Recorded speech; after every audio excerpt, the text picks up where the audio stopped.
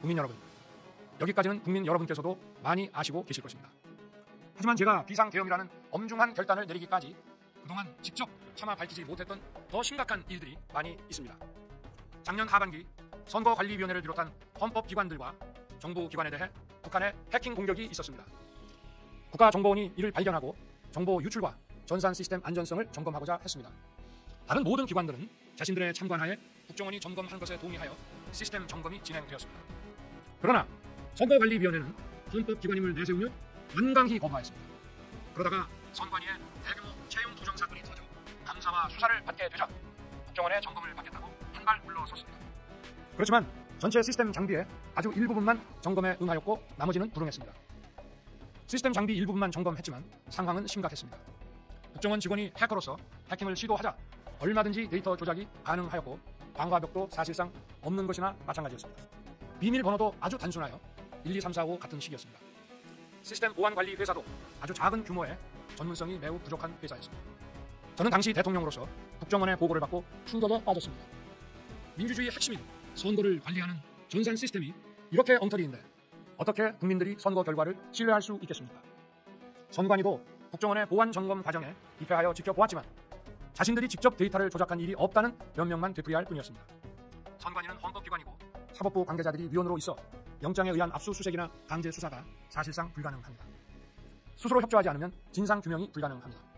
지난 24년 4월 총선을 앞두고도 문제 있는 부분에 대한 개선을 요구했지만 제대로 개선되었는지는 알 수 없습니다. 그래서 저는 이번에 국방장관에게 선관위 전산 시스템을 점검하도록 지시한 것입니다. 최근 거대 야당 민주당이 자신들의 비리를 수사하고 감사하는 서울중앙지검장과 검사들, 헌법기관인 감사원장을 탄핵하겠다고 하였을 때 저는 이제 더 이상은 그냥 지켜볼 수만 없다고 판단했습니다. 뭐라도 해야 되겠다고 생각했습니다. 이들은 이제 곧 사법부에도 탄핵의 칼을 들이댈 것이 분명했습니다. 저는 비상계엄령 발동을 생각하게 되었습니다.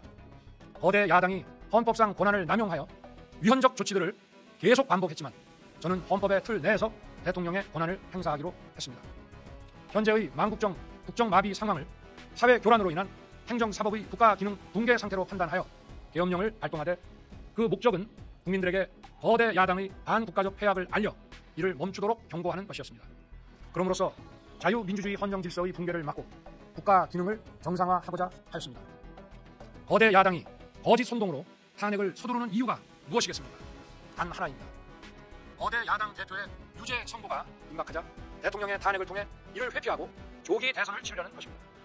국가 시스템을 무너뜨려서라도 자신의 범죄를 덮고 국정을 장악하려는 것입니다. 이야말로 국헌 문란 행위 아닙니까? 저를 탄핵하든 수사하든 저는 이에 당당히 맞설 것입니다. 저는 이번 계엄 선포와 관련해서 법적, 정치적 책임 문제를 회피하지 않겠다고 이미 말씀드린 바 있습니다. 저를 뽑아주신 국민의 뜻을 저버릴 수 없었습니다. 하루가 멀다 하고 다수의 힘으로 입법 특권을 일삼고 오로지 방탄에만 혈안되어 있는 거대 야당의 의회 독재에 맞서 대한민국의 자유민주주의와 헌정 질서를 지키려 했던 것입니다. 그 길밖에 없다고 판단해서 내린 대통령의 헌법적 결단이자 통치 행위가 어떻게 내란이 될 수 있습니까? 대통령의 비상계엄 선포권 행사는 사명권 행사, 외교권 행사와 같은 사법심사의 대상이 되지 않는 통치 행위입니다. 국민 여러분, 지금 야당은 저를 중범죄자로 몰면서 당장 대통령직에서 끌어내리려 하고 있습니다. 만일 망국적 국헌분란 세력이 이 나라를 지배한다면 어떤 일이 벌어지겠습니까?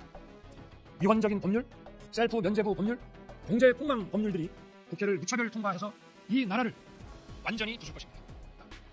우리 안보와 경제의 기반인 한미 동맹, 한미일 공조는 또다시 무너질 것입니다.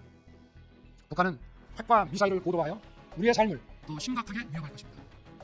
그러면 이 나라 대한민국의 미래가 어떻게 되겠습니까? 가첩이 활개치고 마약의 미래세대를 망가뜨리고 조폭이 설치는 그런 나라가 되지 않겠습니까? 지금껏 국정마비와 국헌분란을 주도한 세력과 범죄자 집단이 국정을 장악하고 대한민국의 미래를 위협하는 일만큼은 어떤 일이 있어도 막아야 합니다. 저는 끝까지 싸울 것입니다.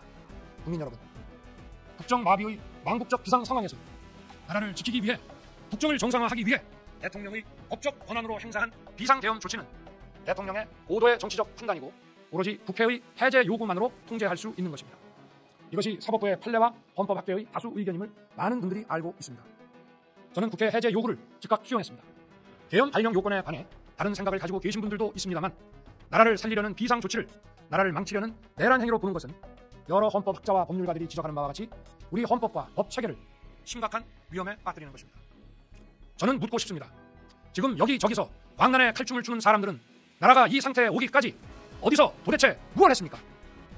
대한민국의 상황이 위태롭고 위기에 놓여 있다는 생각도 전혀 하지 않았다는 말입니까?